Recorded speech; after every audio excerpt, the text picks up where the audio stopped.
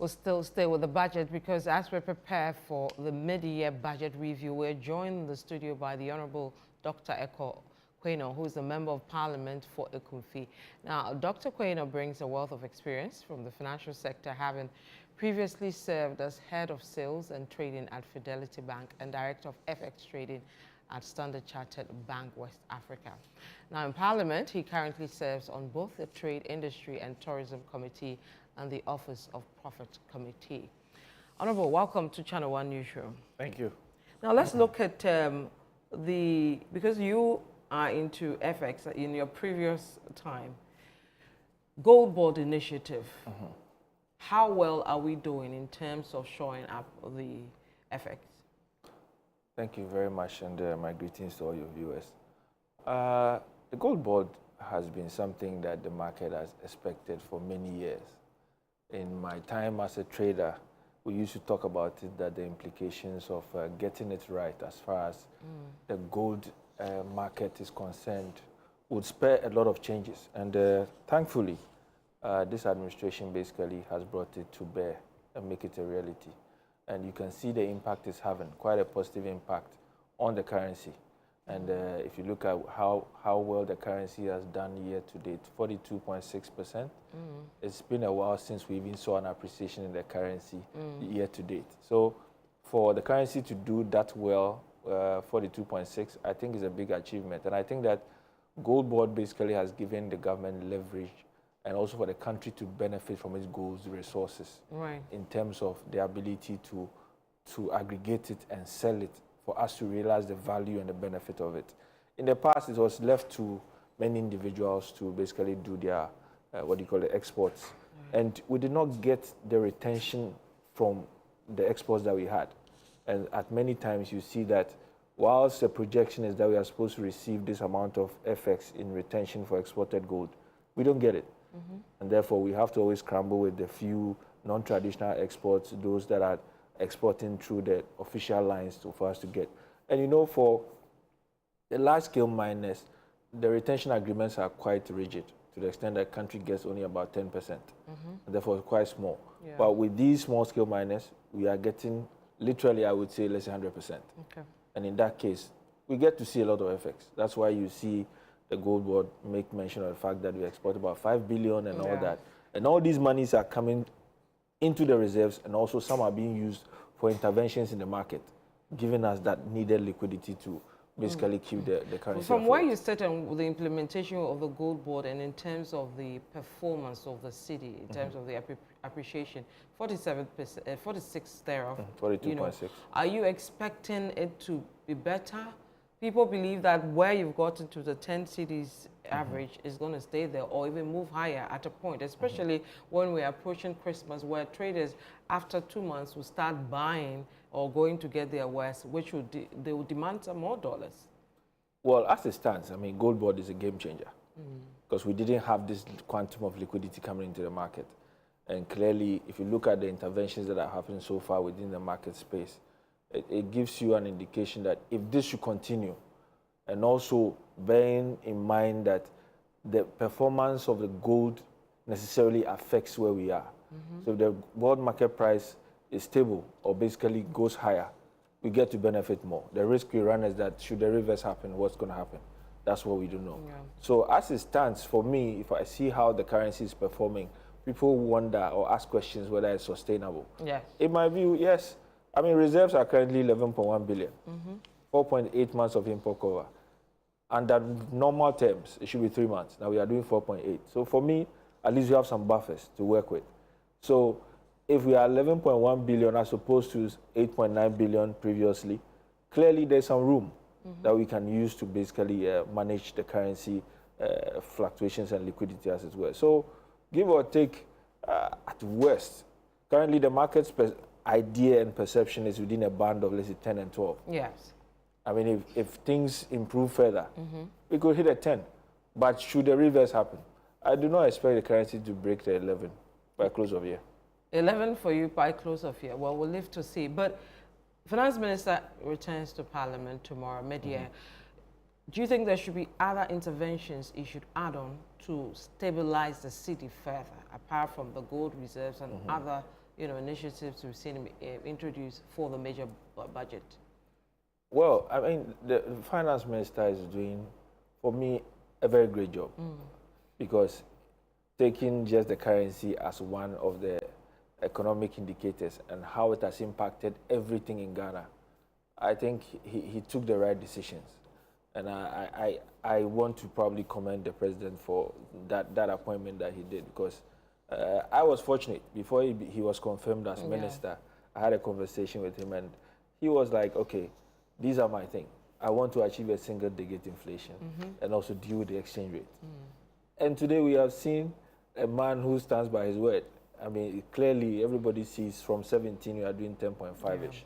And today, the ripple effect of that exchange rate appreciation is translated even into inflation. Right. Inflation has dropped significantly 6 months in a row from 23% levels. Today we are doing somewhere 13.7.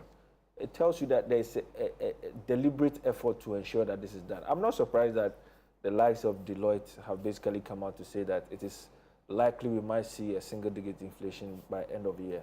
And I kind of share in that because agriculture has also improved, and looking at the policies government has put in place, Feed Ghana, all these initiatives around agriculture, if they should kick in, and food remains a very important component of the basket for inflation computation. So if food begins to become easily accessible, prices are low, clearly we expect inflation to even go further and even quicker than we expect. So for me, I think that he's done a yeoman's job. He needs to be commended. Today, even rating agencies are beginning to speak about it. S&P has published. Today. So exciting times for him and his work. But if you listen to businesses and all that, they're still complaining about limited availability of forex through the formal system, which is the banks. The black market is still running the system, isn't it? Well, yes, I've heard that conversation happen. But this is not new. It's always been there. But this shouldn't be, should it? Well, I mean, under normal circumstances, it shouldn't be. Yeah. But the point is, there are people who necessarily cannot meet the requirements for FX assessment. If you want to assess FX, there are documentary requirements, there are tax requirements, and for somebody who basically is not in a formal sector, he finds it easy and more convenient to go outside to access the FX. Yeah. And that's where we have a problem. So it might get to a point where maybe some little regulation might have to come in and also maybe look at the situation where we might have to inject some liquidity into that space, basically, because of course it's a demand and supply situation. So if the liquidity is low, we expect the price to be high. That's why you have that level of disparity between the formal market and also that of the parallel market. So it may be there, but I think eventually the market will find its level. Right. Because the point is, if there's so much liquidity in the system and you flood the power market, they wouldn't have a choice but to drop their prices. Yeah. So I think that's where we might get to eventually. And of course, with some level of, regulation, we might achieve that a bit more faster. Right. Now we see the energy sector debt legacy, leading to a struggle in infrastructure development in terms of payments and all that. What are we putting in place to help solve that problem and increase our infrastructure, capital for infrastructure? Well, that's true. I mean, if I recall, the debt for the energy sector is almost 40 billion plus.